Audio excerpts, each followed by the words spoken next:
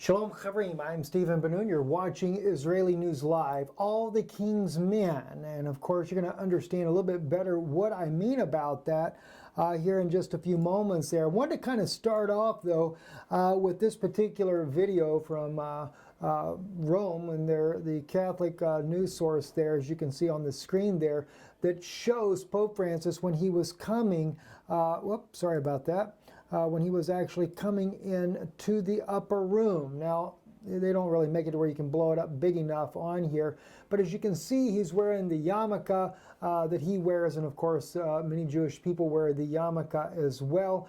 You ought to do some research on that, guys. I used to wear one myself, as a faithful Jewish boy would do, but when I realized that Moses never commanded a yarmulke through God, and neither did he ever, was it commanded by Abraham or any of the others, that's when I stopped wearing mine as well.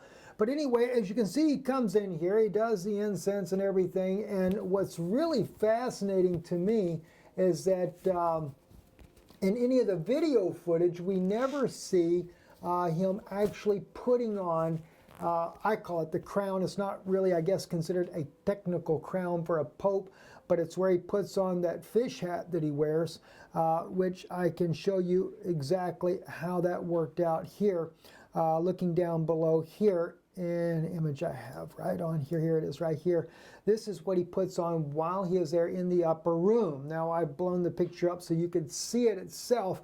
And of course, this is when the evangelical community and of course the Israeli government, the elites of the Israeli government, had actually crowned the Pope of Rome himself to be, as we might say, the King of Israel. All 12 tribes, that is, not just the 3 tribes there in the Middle East there. Now, if we zoom the picture back down a bit there, you can see he is, of course, in the upper room there, as it was at the meeting there. You can see anybody that's ever been to the upper room, you'll recognize the pillars here, etc. And of course, as I said there, he is wearing this crown on his head, showing that he is the King of Israel. Now, I bring this up because there is a news article that has come out today, and of course today being July the 8th, 2017. I hope I got my dates right here. And that is right here with Tony Abbott, the former Australian Prime Minister. He is now lobbying to move the Australian embassy to Jerusalem. Jerusalem Post is reporting this today. You see here Tony Abbott. He was, of course, Prime Minister of Australia for 2 years there. Kind of got overthrown by his own party in a very sinister move there. But what really strikes me about Tony is that Tony was actually training in a Catholic seminary. Well, cemetery is probably more right than a seminary. But he was training in a seminary to be a priest. And you can follow search his life. Very interesting. Just a little bit that Wikipedia brings out about him. Said he worked in journalism briefly, but said right here, the studies at the seminary, leaving the institution in 1987, interviewed prior to the 2013 election. Abbott said of his time as a trainee priest, the Jesuits had helped to instill in me his thought that our calling in life was to use the phrase, a man for others. All right, now, so very much a Jesuit-trained politician, and he is calling for the moving of their embassy in Tel Aviv to Jerusalem. The Australian government, the current Prime Minister, has said that they will not move the embassy to Jerusalem.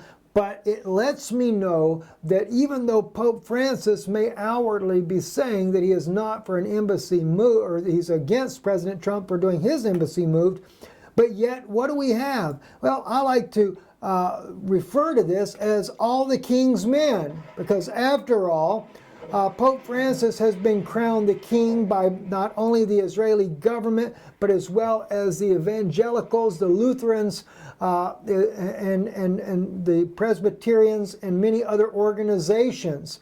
And they had a very cordial meeting. And of course, when they show that picture of the Pope like he's not smiling, many places in here, he's smiling, he's greeting him happily. He is one of the Pope's men. And of course, the moving of the embassies to Jerusalem, I believe, is to help to set a biblical stage. And when I look at the prophet, see, he's smiling there too. So it wasn't like he's some somber, hated as the guy coming into his office. He was looking forward to Donald Trump coming in because he was one of his men. And of course, they're making it look as if that the Pope is against it. And again, why? It's to set a biblical stage. You know, the prophets saw exactly what was going to happen there. And what we have to understand is when the prophets prophesied about the things that would happen in the last days and everybody that would be troubled with Jerusalem, well, God knew that there was an agenda by a false movement to do exactly that. So that's what we're seeing here. And of course, all the players are involved are setting up a world stage. Now we know that the Pope also met with Erdogan, none other than Erdogan, the president of Turkey, and he will play his part when Trump pulls out from Syria. Again, another troubling move there. President Trump talking about pulling out of Syria, and even though I don't think that we had any business being in Syria to start with, everybody on the board is only playing their part, including that of President Putin. He's playing his part. Although some of his administration is so much against a new world order, I don't think they realize that President Putin is clearly a new world order man. And I'm watching this as I see his moves that are happening in the Middle East. The Iranians, who's always been allies with, and I'm not for the Iranian government by no means. That is nothing but a very dictatorial government there that suppresses and oppresses its own people. But nonetheless, what are they doing? They're getting ready to crush Iran, and they're setting up the excuses, and Putin has just opened the door to his ally to get wiped out. Why? Because Putin is more for protecting the economy of Russia and being part of a new world order. And the Wahhabism that they are using, that is the West, when I say they and the Vatican, they're using the Wahhabism, or the Saudis, which has also agreed to allow the Catholic Church to build, the Saudis have agreed to allow the Catholic Church to build churches inside the Arabic United Arab Emirates in their region there in Saudi Arabia. I mean, look at that. They give the women a right to drive, right? Wow. What do you know? I guess they should deserve some kind of prize, right? Wahhabism, by the way, which Al-Qaeda, Al-Nusra, all these fanatical groups there are supportive of the Saudi ideology of extremism in the Islamic religion. I'm not for the Islamic religion. I mean, if that's what you want to practice, it's up to you. I believe that Yeshua was truly the Messiah. I know there are a lot of Arabs that believe that he was also a prophet, but I believe that he was indeed the Mashiach, the Messiah himself that came. Speaking of those things that are going on, there's a lot of things that are happening all over the Middle East here. And of course, they're talking on Sputnik right now that NATO fears potential Trump-Putin deal will leave Europe vulnerable, a report is saying there. And this is another thing that I've been expecting. It is part of a new world order agenda. Let me show you what they're saying here. Donald Trump will leave for Europe next week for a NATO summit, which comes days ahead of a much hyped bilateral meeting between the U.S. president and Russian counterpart Vladimir Putin in the capital of Finland, Helsinki. Senior NATO officials are worried that Trump could start talks with Putin about redrawing the security landscape across Europe if members of the alliance fail to comply with his demand to boost defense spending. The Telegraph reported, citing military and diplomatic sources. Friends, that's a fact. That's a fact. It's going to happen. I mean, look here. All right. So the Pope has not visited Russia as of yet. Didn't have to. Putin. Okay. Meet. This should say it all. This should say it all. You know, and of course, it's back in 2017, but what are they meeting for? What's this all about to start with? It's the same thing. These are all the king's men. They're all the pieces of the puzzle that are being put into there, right? And they're all playing their parts on this whole world stage. And Putin, Donald Trump, and that's not all the king's men here as far as when I put them together here. This is only some. But these are everyone that are there for the Vatican. These world leaders come, and they are there to bow down and kiss the Pope and to obey his orders. As I saw in the recent thing I shared with you yesterday, that the Russian Orthodox and the Vatican are going to help rebuild churches in Syria. It's a new world order, friends. I mean, how can we miss what's going on? This is, in fact, they will consider this one of the most historic events in world history, that the two major world religions are uniting, and Vladimir Putin is making sure that it happens. You know, I won't be favored by nobody. You know, the Russians will hate me now, and listen, I got a lot of Russian friends that watch the broadcast. Listen to me. Understand, my brothers, sisters that are in Russia. I'm not against Russian people, just like I'm not against Iranians, Muslim people, Israelis, my own people, that is, Americans. I'm trying to uncover for you what's really going on in this world and how sinister of the plot that we are facing. All right, so that's what they're doing. When they talk about redrawing the lines, let me pull up one other thing for you as well. World 10 regions, right? How many of you have seen these maps here before? Let's just pull that up, and so you can see. I'll pull it up on images there. They've got so many different ones. There's a good one right here for you there. And I better just, let me see if I can save the image. And then, oop, not like that. Cancel. Let's try to copy image. Maybe that'll help me pull it up. Oh, jeez. Save image.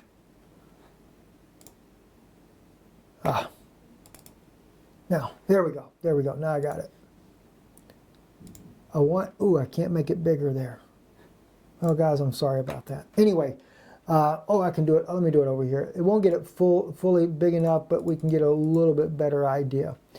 You notice here in the map here, Russia is in region 5 right here, and it includes Ukraine. It includes Lithuania, Belarus. If I'm not mistaken, on this particular map here, we also have Poland that's included in there.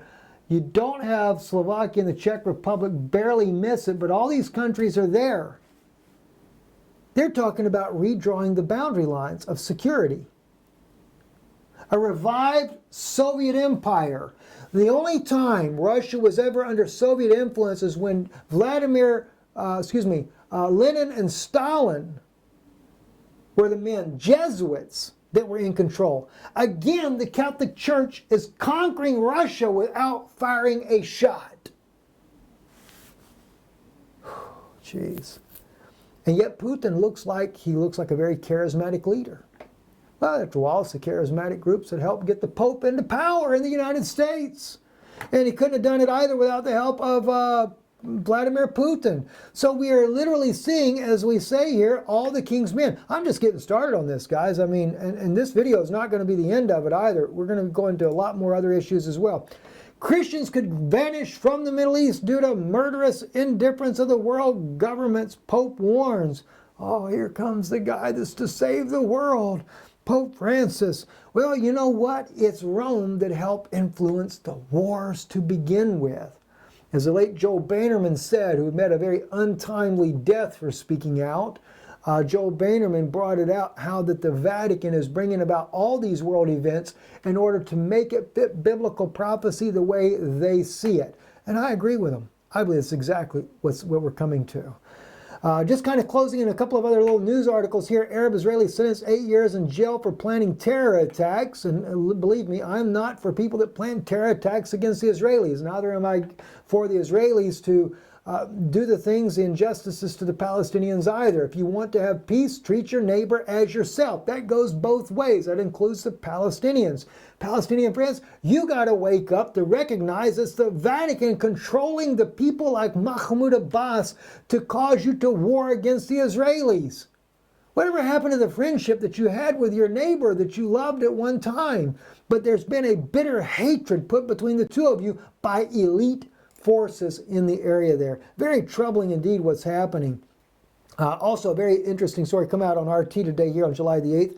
Train passengers helps rescues 26 girls from the child traffickers with just one tweet. He let the railway station know that these girls that were adolescents, many of them crying and weeping, were being smuggled by these two men. The two men were arrested, but then they talked about how that they were put into the state institutions there while they, I guess, try to figure out who they belong to. That concerns me as well. I hate to say it, but there may be even more trafficking still yet. Oh gosh, let me tell you something. These things that they call conspiracy theories and stuff like that about child trafficking and things like that in the government elite circles, it is not conspiracy theories. All right, I know a lot of these things, and I'm telling you, it's not theories. Anyway, share some of these things in the coming weeks and months ahead. I just wanted to share some of these things with you guys. Let's see if we... Oh, one other story I wanted to quickly tell you. Archaeologists uncover the gate to the biblical city of Zer, which is Bethsaida. And that's the key they uncovered there. Bethsaida, if you've never been there, go there. In fact, when I used to live right across the street from a very short period of time, when my wife and I and the children went to Israel together as a family, we went and stayed in a little place there, a little very small cabin there, right across the street from Bethsaida project, and been there many times, and I think it's a wonderful place. Dr. Rami Arav, who's mentioned in the article, he's a project director. He had actually, when I met Dr. Arav, and I'll try to post the picture of me and him together, I met him at Nebraska University, very nice man, and he had became the director of the project after another renowned archaeologist was retiring. I was there at Nebraska University, I guess back in 2014, something like that, and had the privilege of meeting him, and really an interesting time there with Dr. Rami Araf. But this is the very city where Yeshua went to pray for Peter's mother-in-law. And it's not too far from Capernaum. They say that there's tens of thousands of visitors daily. Well, back just a couple of years ago, I never seen any kind of visitors like that. You might see a few people coming in a van or something, but it was very rare that people came there. But I'm glad to see that it's growing in popularity as one of the sites there in Israel for people to see, one of the ancient biblical cities. The name Zer comes from Joshua's recording of this city there. It was a fortified city up in the Galilee region. So, but anyway, that about concludes it today, guys. Trust that it's a blessing to you. Do consider supporting the ministry here. We can't do these things without your help. And we are making the plans. I'll be working on it this week, next week, and different times they'll come out. We're working on a calendar for our website, a calendar where you'll be able to see the events. I don't have any information as of yet. We haven't set any of the locations as of yet. But we're looking also in September or October, not sure when yet, of being in Oregon, near Portland, Oregon, to kind of give you an idea there. But we will get these things put together. We will get that information out to you. We'll get it loaded on the website. When we do, I'll announce it here that we're setting the dates now. The first meeting will be here in Orlando. It should be the first week of August, but again, I have to secure a location for that. So if you're wanting to come here, you can kind of make those plans as well. If you want to support the ministry, visit our website, IsraeliNewsLive.org. Consider supporting us there, as well as our address here on the screen and behind, Noon Institute, 8297 Champions Gate Boulevard, number 442, Champions Gate, Florida, 33896. Or if you can't find those ways there, but you still want to help, but you would rather do it online, look at Patreon, patreon.com/Israeli News Live. I'll put that down in the description below after the video there, and we do appreciate your love and your support and all that you're doing there. So anyway, how do I exit out of this thing? There we go. I'm Stephen Benoon. Anyway, blessings to all of you. Just jump over here to say hello to all of you guys over here. So nice to see you. Thanks to our moderators who are making this video possible there and helping to manage the chat room and stuff. We do appreciate you tremendously. God bless you all, and we'll be talking very soon again. Shalom, shalom.